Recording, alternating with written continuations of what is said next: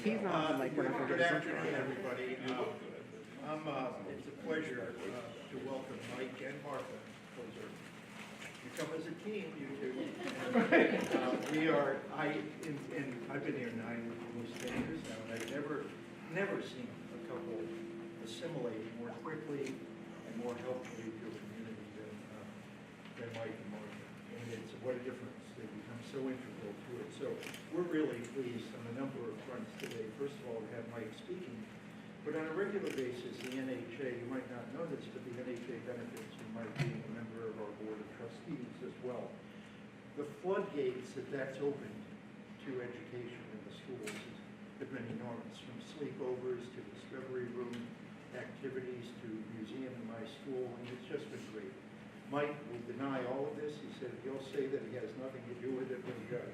He's made the difference in setting the tone and being supportive. Also a member of our trustees and government committee, which helps us, especially on an island that's changing so much demographically, helps us pick and approach new board members as well. Those are just a few ways that Mike has enhanced the quality of our days here at the NHA. Emerson once said that the secret of education is in respecting the learner. And I think if I had to describe Mike, it's that. The times that I've visited him or just watched him communicating with students, taking the time to learn who they are and what's on their minds, and with whom he can connect them in town. He's a reader of Tipping Point, like Gladwell, and where Gladwell says, being a connector is a very important thing. So Mike thinks about that all the time. Who can he put his students in touch with that will help them grow? These are real gifts, I think, for a superintendent in schools. 4 jobs in 40 years, Mike is saying. 38 in New Hampshire. Isn't that amazing? As I was growing up as an Army brat, as he describes it, it's pretty amazing. He lived on a kind of peripatetic platform for many years, but now 4 jobs in 40 years in September is impressive. 38 in New Hampshire, and we're really pleased that the last number of them have been on the island too. So Mike, thanks for being such a help to the NHA, and thanks for coming today. Thank you. Thank you, Bill. A new bell, because that would never bring kids in from recess. It just wouldn't work. So thank you. I am your superintendent of schools. And as such, it is my job to make sure that we have the staff, the facilities, the resources to best educate our children, to give them the opportunities that, to face the opportunities and to be successful with the opportunities that they will have in the future, whether that is college or whether that's the world of work, or simply as good people as they move forward and contributors to society. So I hope that there aren't many people who don't know that we have a building project out there. It's possible. And I think the question that a few people have is, do we really need more space? And I'd like to take you through today the building project for the Nantucket Public Schools. We started years ago. There have been studies, 2000, 2002, 2008, and we did another one since I've been here. I arrived in September of 2010. So in 2014, we did another study, and all of them indicated that we needed more space. We've had assessments of our buildings several times over the years. Once in 2008 by TBA Architects, and another time by a group called Castle Boos in 2014. And just to give you some background on our schools, and there may be some people in the audience who attended our schools. I won't make you raise your hand, but I know that there are a few, and there may be several who have had children go through our schools. But if you know anything about it, you know that our elementary school, Nantucket Elementary School, was built in 1978. And it was added to in 1990.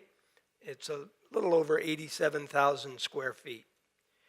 The middle school was originally built as the high school in 1955, and when the new high school was built,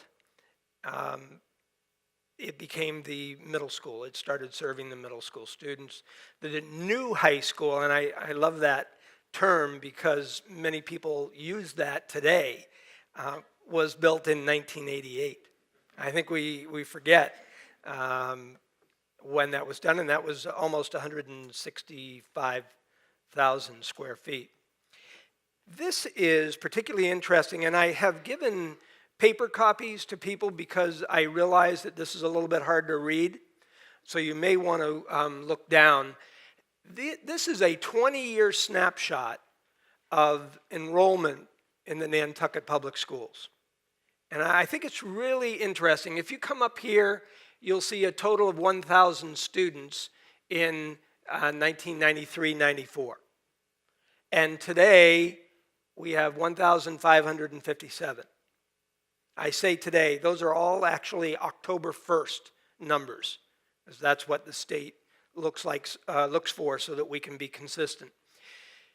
As I was looking at Nantucket and determining whether it was a place that I wanted to come, I remembered looking at these numbers highlighted in yellow.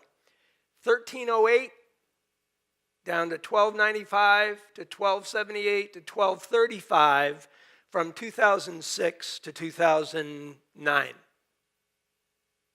2009-10. And I remember saying to my wife, and Bill acknowledged that my wife is here, so I will acknowledge that as well. If there is undue clapping or undue booing, you'll know the reason for that, full disclosure. But we were looking at this, and I remember saying to her, well, at least I wouldn't have to build a new school. Because the numbers had gone down. I think we all know why the numbers went down. The economy, that's the time that the economy was headed south, and we had a lot of families who didn't have jobs, and they moved off. So that was kind of interesting. Since I arrived, and I don't take credit or blame, we've gone from 1289 up by increments of at least 50, 1330, 1386, 1401, or actually 1481, we had a jump of almost 100 students in a year, and then this year about 75. That is incredible growth for a small school system. That is 20% growth in the last 4 or 5 years. So one thing that some people will talk about, and I'll tackle it now, won't those numbers go back down? And if you look at the 20-year history, you will see times when the numbers decreased, but every time that they decreased, they came back with a vengeance. So we lost almost a little over 100 students in these 4 years, but in these 5 gained 325. So we'll come back to that as we move forward. So enrollment increases drive our need.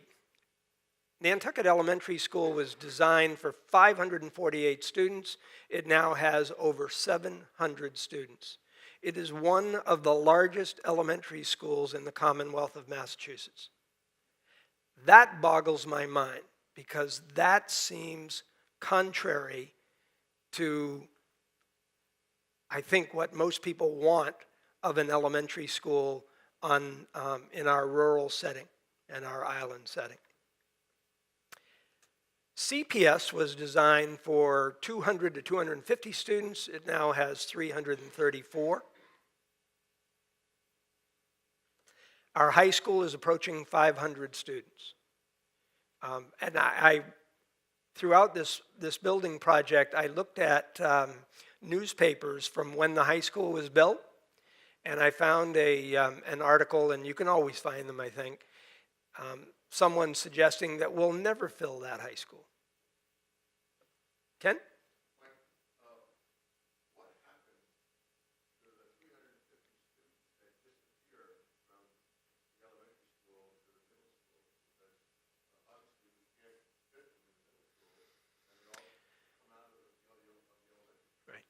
Fortunately, and I'll show you some things as we go forward, but fortunately, those are, you have only 3 grades in the middle school, grades 6, 7, and 8.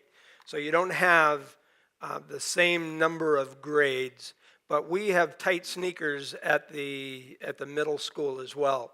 And I think I will address that in a further slide. We had a demographic study done by 2 people, McKibben and Cropper. They may not mean anything to you, but some of you may know Mr. Morrison, who is a community member on Nantucket, who is a demographer. And it was interesting when I mentioned it to him, he said, I know those guys. They're really good. How did you get connected with them? Because they do demographic studies in hard to define areas. And I would classify Nantucket as, because of the tourist and the island and the ethnicity, maybe a hard to define area. Their study showed, as I mentioned a minute ago, that our enrollment has increased 20% in the last 4 years. But look at this. Island birth rates increased 50% since 1990. That's pretty shocking. They also indicated that the enrollment at the elementary school will continue to rise through 2019 and then level off, but a high of 765 students.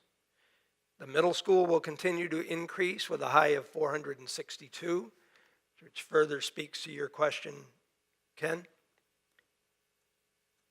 And the high school will increase with a high of 676 through 2024 and then level off.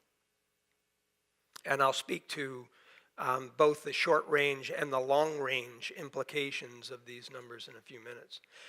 The wild card with the enrollment, particularly at the elementary school, is this piece. If the Commonwealth of Massachusetts mandates universal preschool, and there's a lot of discussion by both political parties about putting more emphasis on preschool and making it universal. Right now, our preschool serves 30 students. If we were forced in the next 5 years to go to universal preschool, we would be serving 125 students or thereabouts. So that would add 100 students to the elementary school that these numbers really don't even factor in.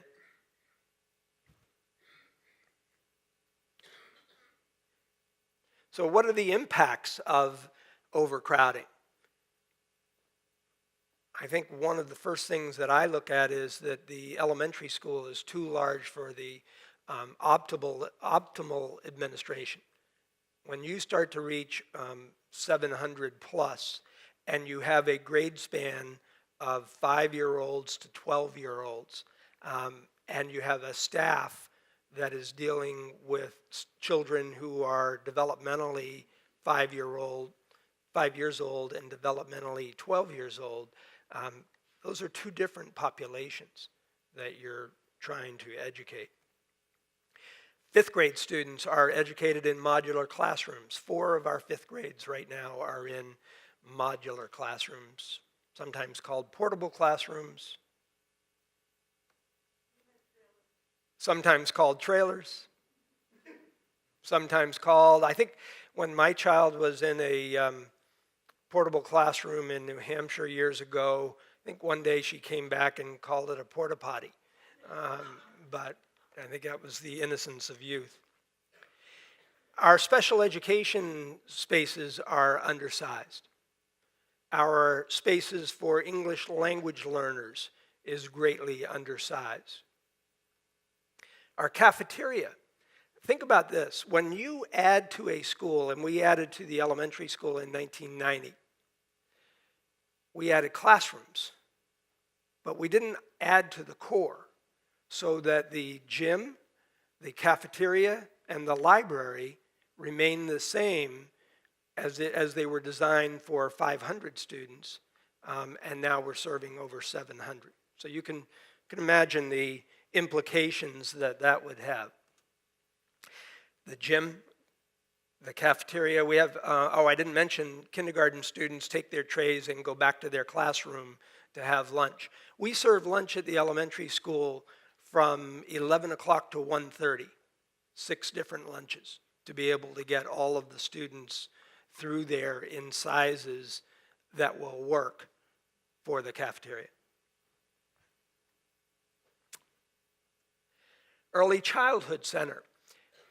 For years, there was an early childhood center in the high school. Some of you may have been into the high school, seen it in operation. It serves children from birth to age 4. And last year, we removed the early childhood center from the high school because the high school needed space.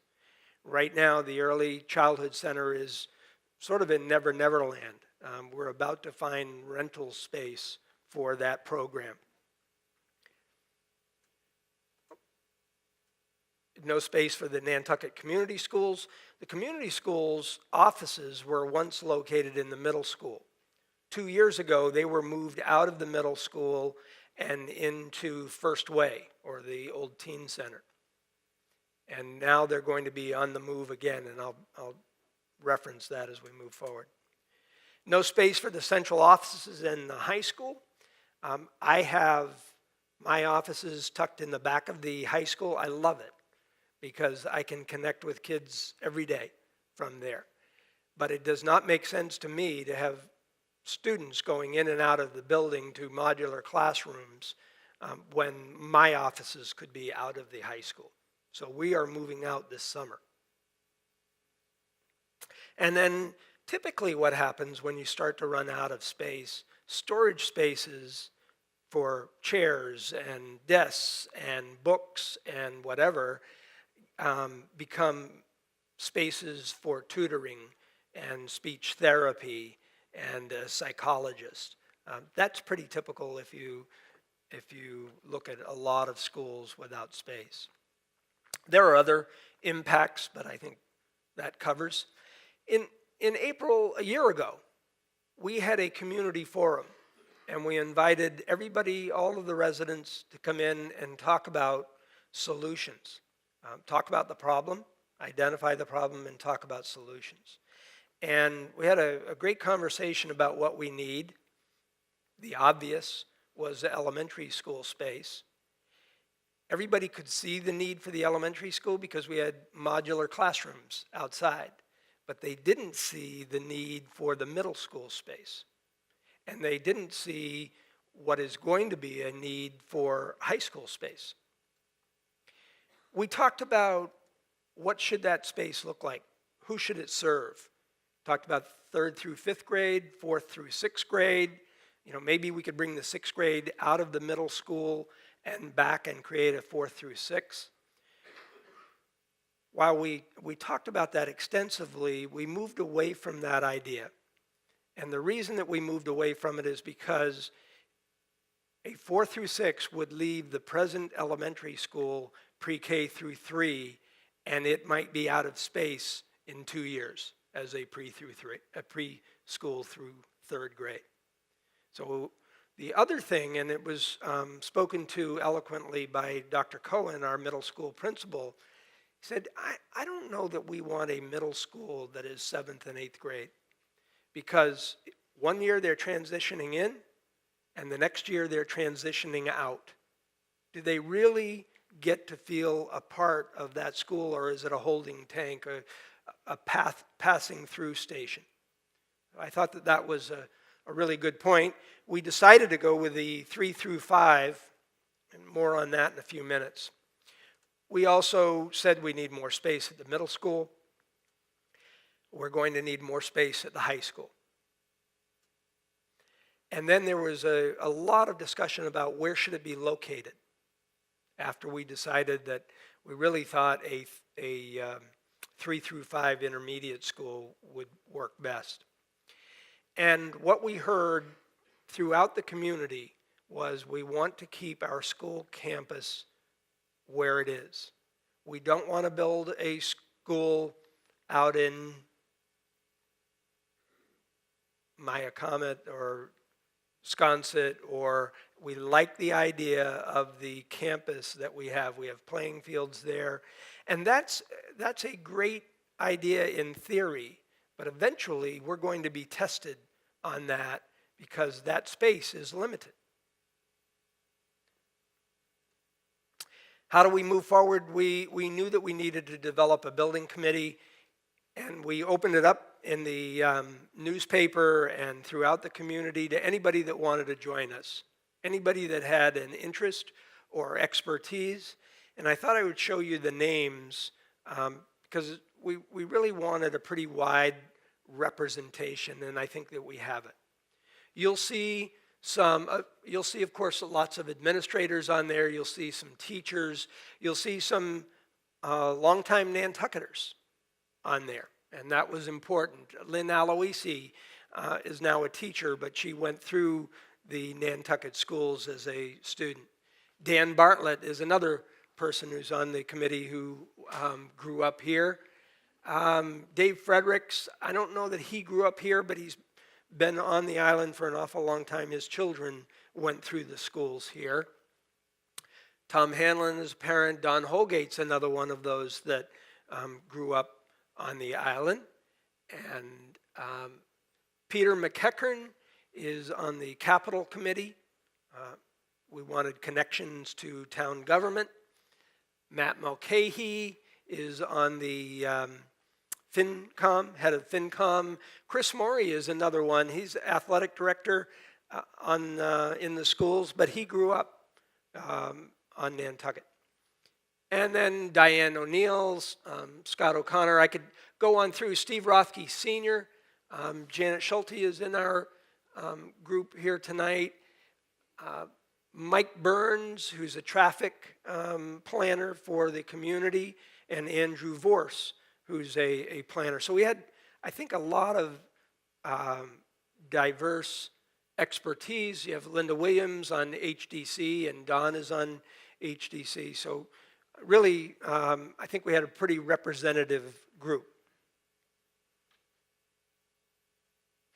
We also brought in a group of architects called SMRT from Andover, Massachusetts. So you'll see their logo on some of the overheads and renderings that we're going to share. Here's a site plan of the campus. I'll try to orient you. Here's Surfside Road, right? Here is the high school, the middle school, the existing elementary school, the ice rink, Bacchus Lane, and the Bacchus Lane fields. And I wanted to show you this and take you through some of the sites that we looked at.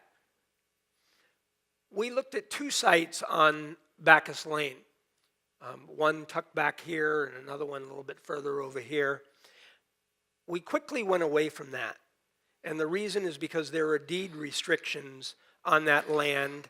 We didn't want to fight with people who had given us a gift for the athletes, the student athletes and children in the community. So while we talked about that in the beginning, it really never had much traction as a site. Then we went to back here. Right here, right now, is a garden, school garden. And then First Way is here.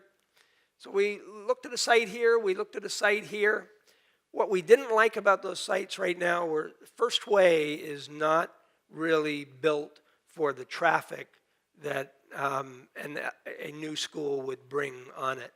In particular, as it stands now, when you come out of First Way this way and want to go left, there's a blind spot here with cars coming pretty quickly.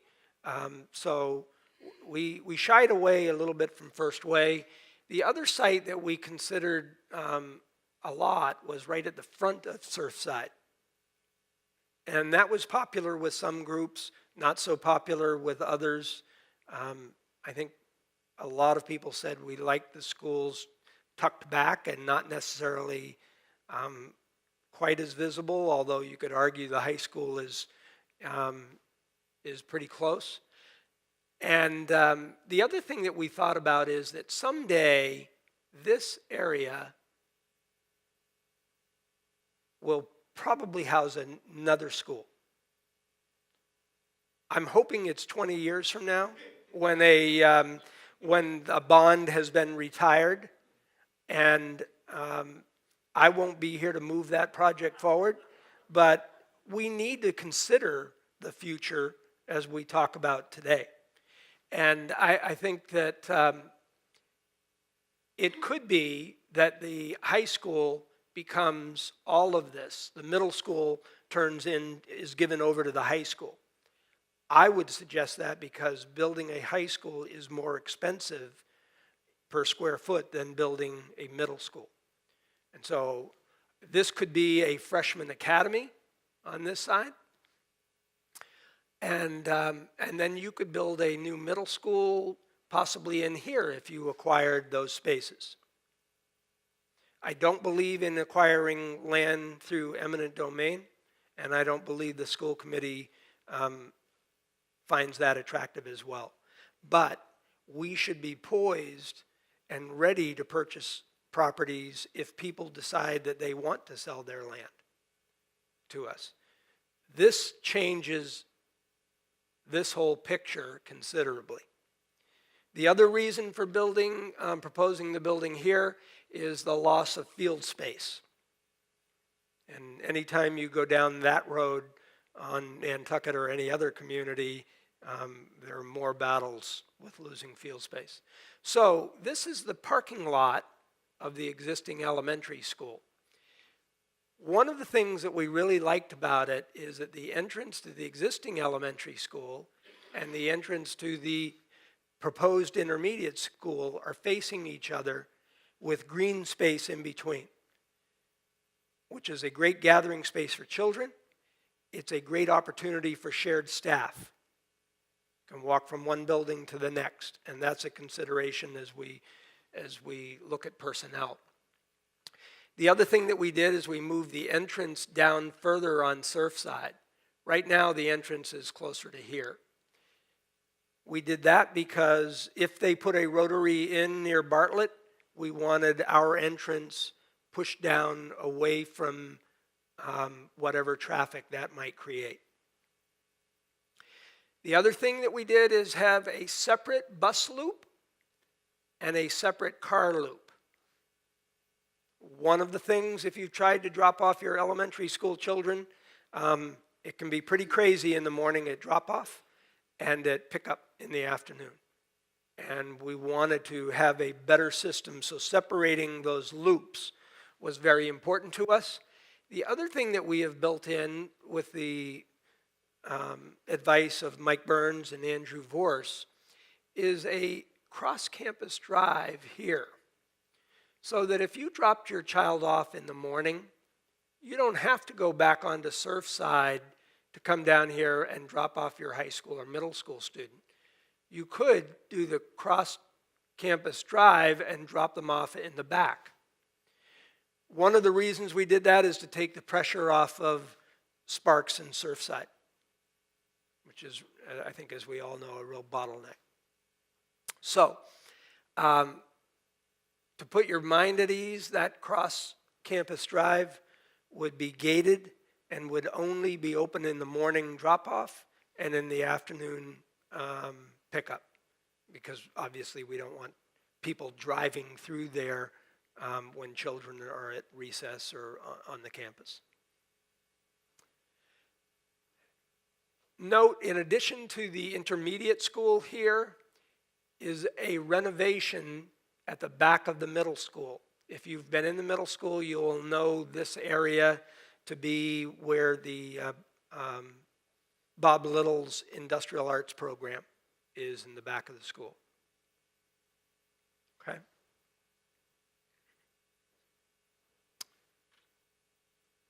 So let's look at the intermediate school. I want to show you the interior of the intermediate school and the renovation to the middle school.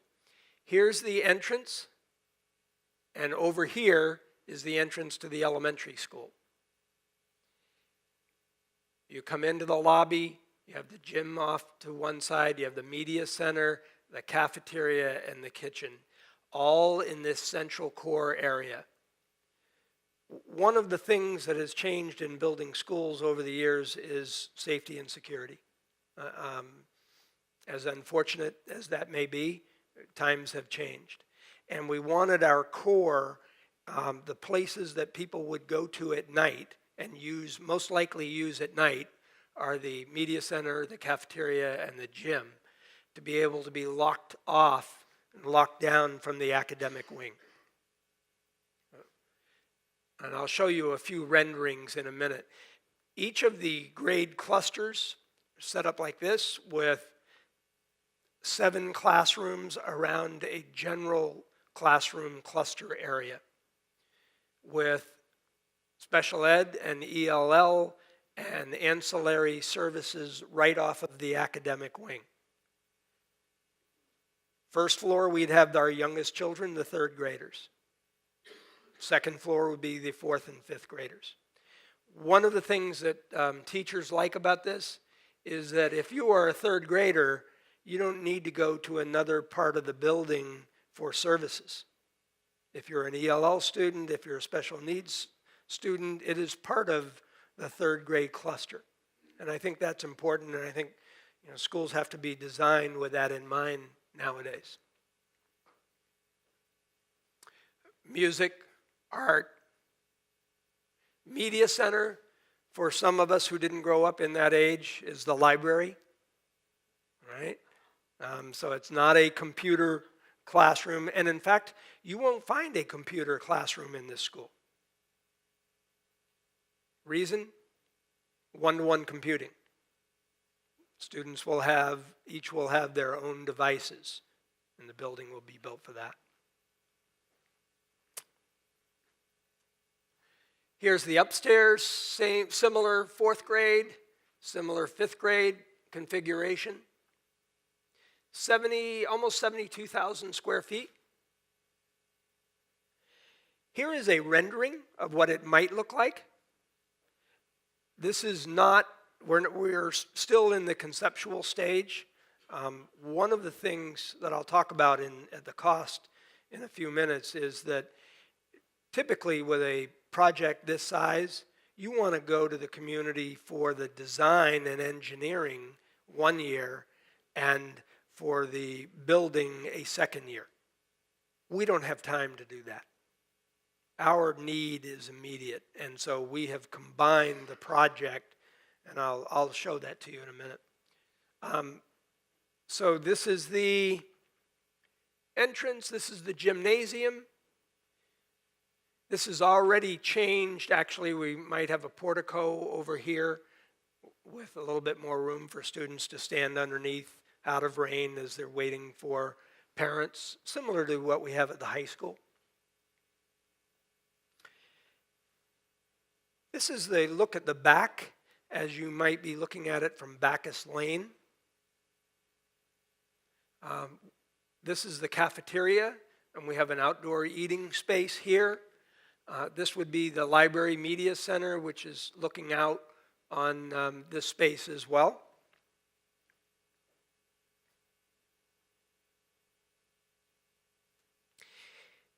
This is the middle school. If I remember, it's the back area. This area right here is actually the middle school tech ed or industrial art space.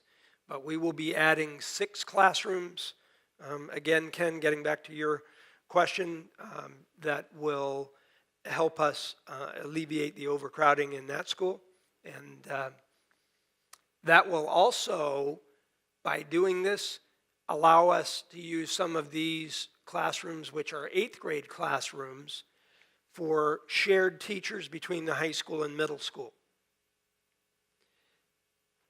We wanted to connect this to here.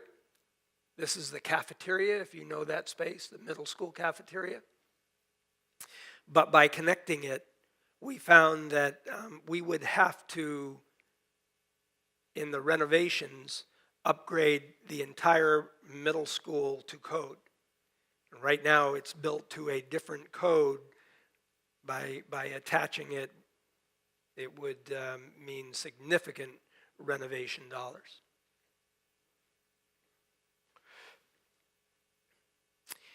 This is the present elementary school, Nantucket Elementary, and as nice as the new school will be, what it allows us to do in this school is terrific.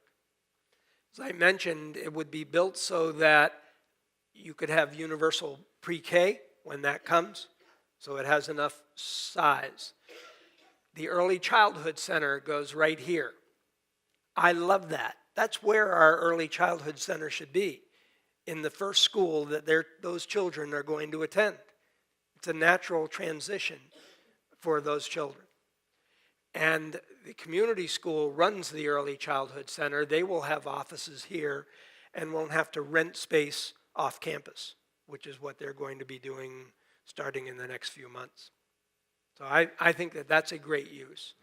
The other thing, these offices will become central office, so that as I move out in June or July into space, we will be able to move into that space in 3 years when this is completed. There are also a couple of community spaces here, and we've had a lot of different suggestions. And I thought I'd share them with you.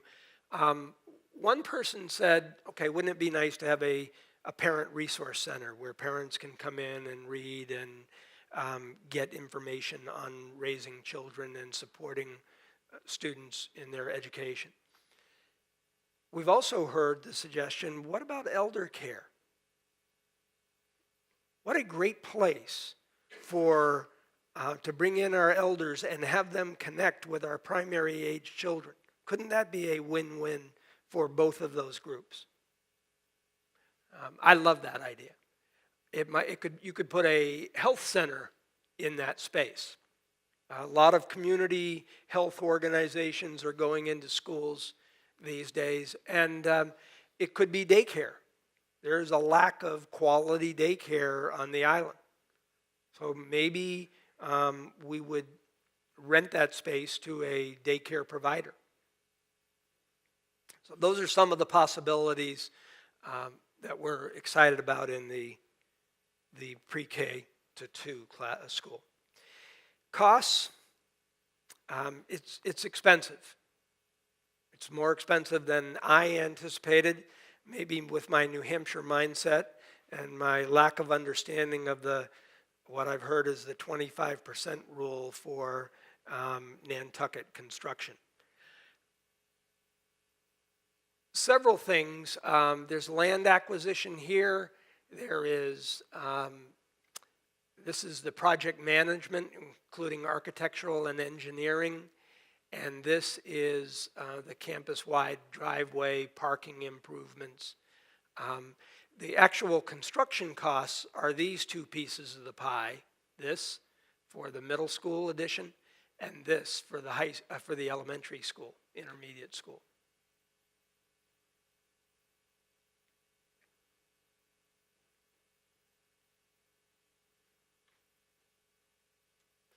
Here are some cost comparisons for you that helps put it in perspective. The per square foot cost of the new intermediate school at 72,000 square feet would be about $448 per square foot. The cost of the addition to the middle school would be $418 a square foot. Compare that to the public safety facility that was built in 2009 at $411 per square foot. So to be fair, you should take those dollars and extrapolate that to 2016 dollars to get what I would call a fair comparison. The Boys and Girls Club being built now is 500 square foot, and we understand that the fire station will be about $549 per square feet. So this is not an extravagant Taj Mahal project. It worries me a little bit that you know, when you get that label sometimes, and the really hard thing is, how do you build it big enough but not too big? That's the challenge that we have, and we really don't know what's going to happen. We've had a demographic projection, but that's a science, but it's not those are not exact figures that you can roll forward.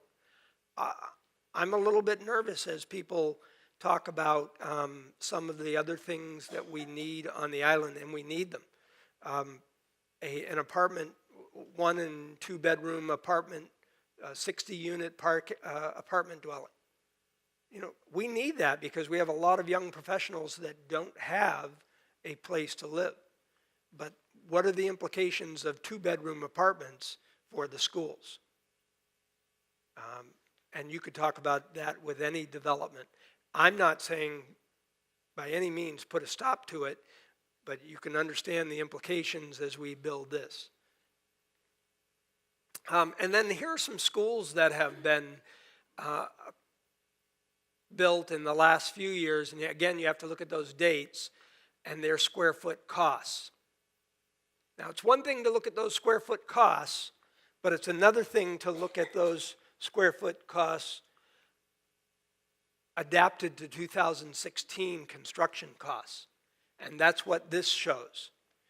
So if you were to look at that, go back and we see that one Lexington Estabrook school right here. $339 per square foot in 2012. That same school is here, $389 in $16. You can see that. And then the other thing that we were tempted to do is show what this 448 would look like absent the 25% Nantucket factor, but we didn't do that. But there are higher costs, you can imagine, with barging materials over and contractors and all of that.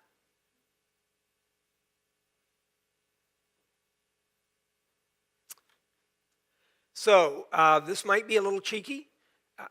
On a $1 million home, the impact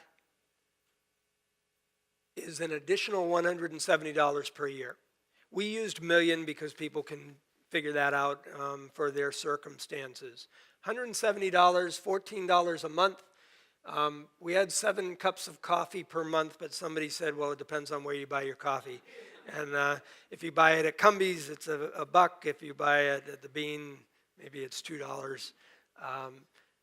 But we did that just to show we have a tremendous advantage on Nantucket. Our tax structure is unlike anywhere in the Commonwealth.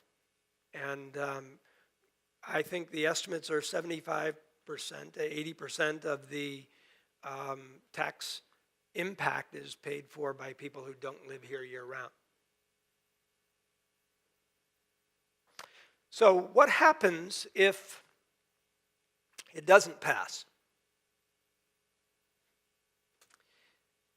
We will continue to educate our children in subpar spaces. We're going to have to add more modular classrooms. We'll be ordering 2 more this summer. At a cost, I might add, if somebody were to ask, about $300,000 over 3 years. Crazy. And that's to rent. We don't own it. That's a double wide classroom, 2 classrooms in a modular. The community school will continue to rent space off campus. Increased cost of construction is 5% a year. The increases are anticipated by our project manager and the architects. And of course, financing costs are going to go up as well. We can't wait. That's the motto in the Nantucket Public Schools right now. We need to move forward. We need to get this done. The tax impact is at the perfect time for the community. We know that there are other big ticket things that are going to be coming in the next 3 to 5 years. So this is the time to get it done. April 6th, Monday, April 6th is town meeting. And at that meeting, we need a 2/3 majority to pass. If we get that 2/3 majority, it goes on the ballot for April 14th, where it needs a simple majority to pass. To have a voice, you have to be registered to vote by March 18th. If you're not registered to vote, by that point, you won't be able to vote at town meeting. So I always throw that out. There's some urgency for anybody. I've taken you through what I think is quickly, but it's 45 minutes into it, and I want to open it up to some questions that you might have. I'll keep this open, and I can go back to any slide that you might have a question about. Before we go to questions, actually, can we just take a minute and thank Mike for that amazing presentation? Thank you.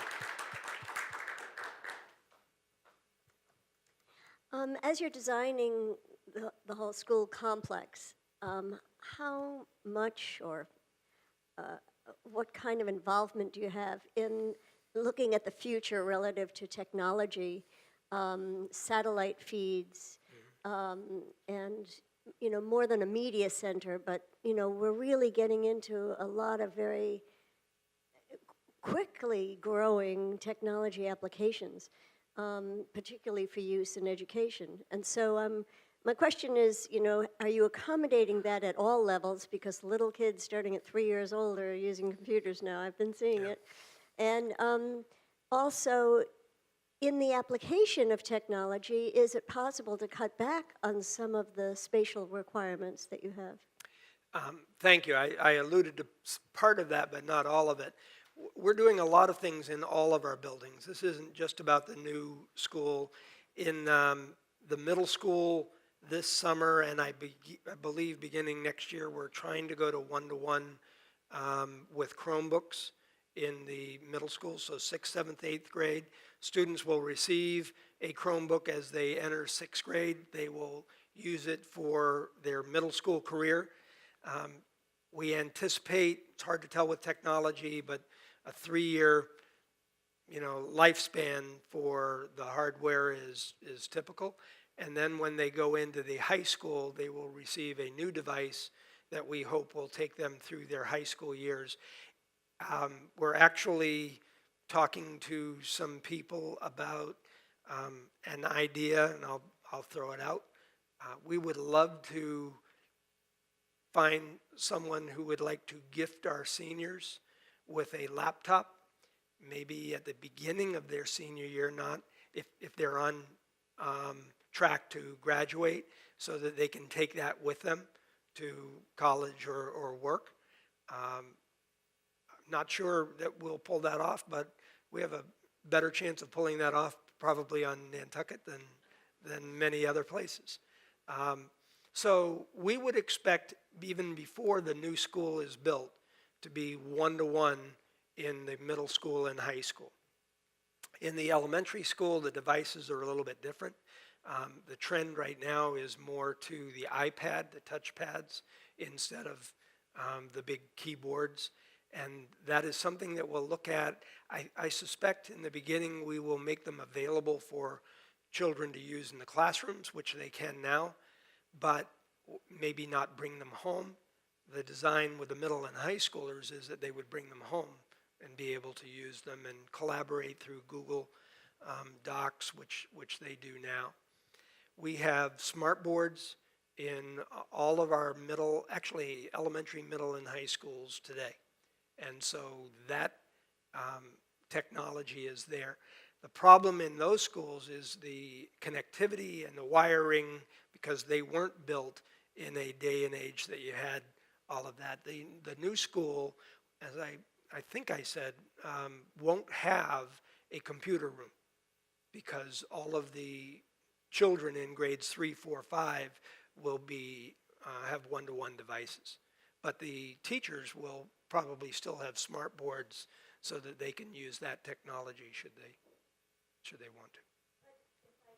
I don't want to take too much time, but You're talking about laptops or tablets and so forth, but also, in addition, Satellite. I'm interested in satellite feeds. NASA has television every day. They have a huge education program for all grades. And I know that in Massachusetts has a community of culture program that they presented here a few months ago. I'm wondering if there can be, because Nantucket is a small community, could be also a community of technology and share resources. I've talked, for example, with Dreamland having satellite feeds Right. in, but they have also a theater schedule. So maybe the school can take on the education role with that sort of technology. I think we will. I think that maybe I was speaking more to the devices in the classroom. Um, we have the LGI right now, the large group instruction area at the high school that has a feed so that the world language program goes in there and gets a feed from France or Spain or whatever. We do access some of the NASA sites at the high school. Not so much at the middle and elementary at this point. I'd be happy to connect you with people to talk more, or to connect you with the architects as we get into the design stage. Absolutely. Rainey? Mike, I thought that was a terrific presentation. Thank you. When you were talking to your demographers, did they give you any, I have two questions. Did they give you any idea about what point there is a breaking point on Nantucket in terms of total year-round population? In other words, when you were making the projections about how many students were going to be here in the future, is there just a point that Nantucket could not absorb any more people? And did they give you a population figure on that? They did not, but I understand your question, and in talking to people in the community, that tipping point is housing. It's, our housing determines whether people can stay here or whether they're here for a short period of time. That has implications for hiring in the schools and in the town, and I would imagine in businesses, and certainly at the hospital. They didn't give us the tipping point. They gave us, they brought it out to the year 2024 with their anticipation of what our numbers will be at that time. But they did recognize, a growing immigrant population, and I think, we all know that. That presents both challenges and opportunities to our schools.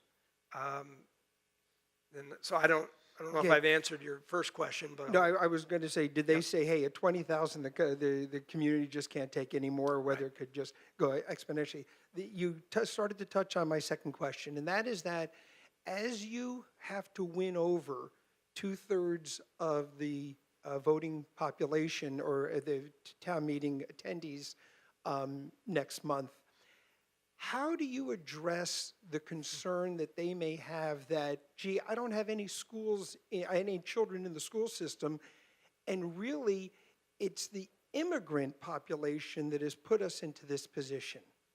I was smiling because I've, anticipating that question. We've heard that question, Janet, and talked about that quite a bit. I guess I would have to address that in several ways. First of all, for me, when a child shows up at the door, I am legally, and I would say morally and ethically, obliged to take that child in. It doesn't matter whether their parent has a green card or doesn't even have a green card is here. So that's the first way that I would respond.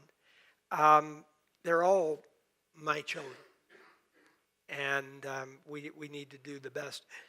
Our community depends on the workforce, so we have to look at what drives the community and what brings people here. The 325 people that are students that have come in since 2011, I would say probably 100 are of immigrant populations. People tend to think that all the new kids that are in our schools are immigrant, and they're not. They are people who've come back, who left in 2010 and have come back because there are jobs on the island. There are people who never envisioned coming to Nantucket but have come because of other work opportunities, and as many as we have who came to visit and stayed. So our population reflects a very wide group, not just the subgroup. Has our Hispanic population grown? Yes. If you took these numbers, and I have another slide, you would see in 1993-94, our population on Nantucket, our school population, was 96% Caucasian in 20 years ago. Today, it's probably closer to 67%. The groups that have come in that have added were the Hispanic population has grown to about 24%, and the Jamaican, I should say African American, and I want to be careful and not assume that population is the same, but is probably about 12%. And a growing group of students from Asia and Eastern Europe. We have a lot of Bulgarian students and some Russian students. We have students from Nepal, students from Thailand. I like to think that Nantucket is going back to its roots. People who look at it in 1993, 94 say, what are you talking about? But if you go back to the whaling era, Nantucket was one of the most cosmopolitan areas in the world. And we still today have a Cape Verdean population as a result of that from some time ago. And then, of course, who among us don't have some ancestry that came from abroad?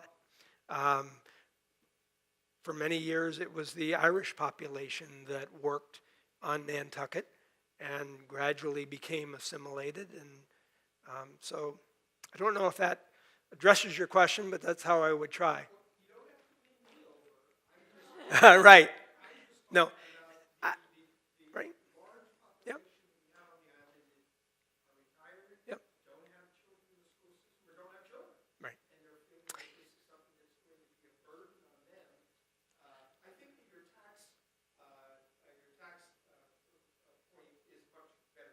Right.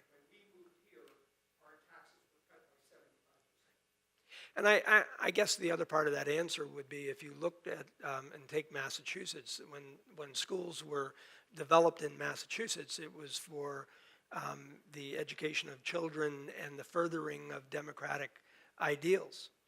And I think the United States has always said, give us you're tired, you're hungry, you're poor. And it's what has helped build this country.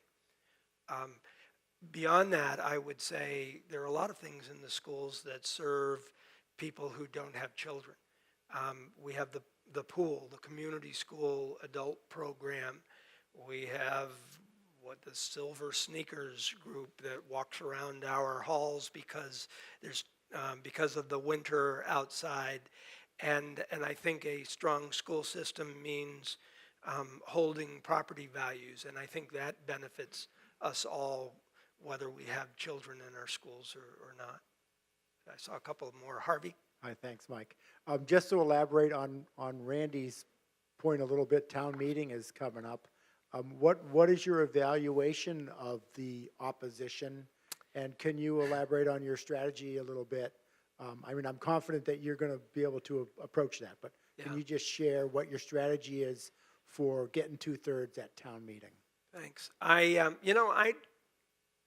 only been here 5 years, and I want to always be careful not to sound like or try to be a Nantucketer, because somebody will quickly remind me that I'm not. So respecting that, I think that in New Hampshire, after 21 years in my last district, I knew pretty much how they were going to vote on things. I don't have that same feeling on Nantucket. I don't have enough history to know, but there are other people who are tied into the community who are the connectors and tell us what is out there.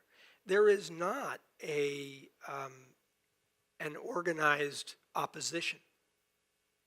And I'm thankful for that, and I'm thankful that over the past 2 years we have shown the need, and I don't hear pushback on the need. We will always have some pushback on the cost, and I understand that, and that's why we address the tax structure. In further answer, Harvey, I think, the strategy, if you will, is to have several people present at town meeting, not just the superintendent of schools.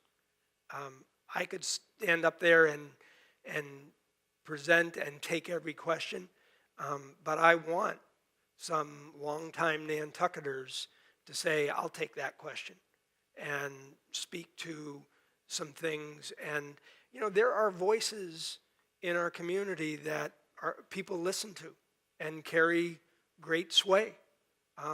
We want those people to speak on our behalf. They may be in town government or they may not be. Steve Rothke is a senior, is a great example. He doesn't have children, he does have grandchildren in it. He's a former superintendent of schools, which is probably why I like him so much, because he gets some of the challenges that we have. But he's a great voice out there. And so the strategy really is to anticipate the questions that are going to be answered, are going to be asked, and to have people who can speak eloquently and with a voice that people listen to. We will have the pamphlets. You'll see a lot of this information again. We have been doing this roadshow for months. I've spoken to groups of 20, I've spoken to groups of 1, and that's fine, because when you're trying to get 2/3 majority, every no vote has to be countered with 2 yes. And that is not an easy thing to accomplish, and we're aware of that. I think if we have one more question. I had a Linda. comment. I was sold on the need for this project 2 years ago when I was at the school, and our Alliance for Substance Abuse Prevention group was assembling the kids on the Bacchus fields for the photo that they take each year for Red Ribbon Week. Right. And I watched 700 kids and their teachers and staff come out of that building, and I went, oh my God, how did they fit them all in there? It was very orderly. Kim had them out there and back in less than 20 minutes, but if you've seen something like that, you realize the need. Thank you. So I'm 100% for it, and whatever I can do to help, I'm happy to do so. Thank you. I liken that to the clown act at the circus, where 20 clowns get out of a Mini Cooper, and sort of NES is sort of like that. And you know what? You make do and make it work. But with the numbers that keep coming every year, we're running out of storage spaces and options, and it's going to look like Trailer City. And I just don't think that that's what we believe is best for our children. So, for anybody that didn't get their question answered, I will stay, and if I don't have the answer today, I'll get an answer for you. Thank you. Thank you all for coming. Appreciate it.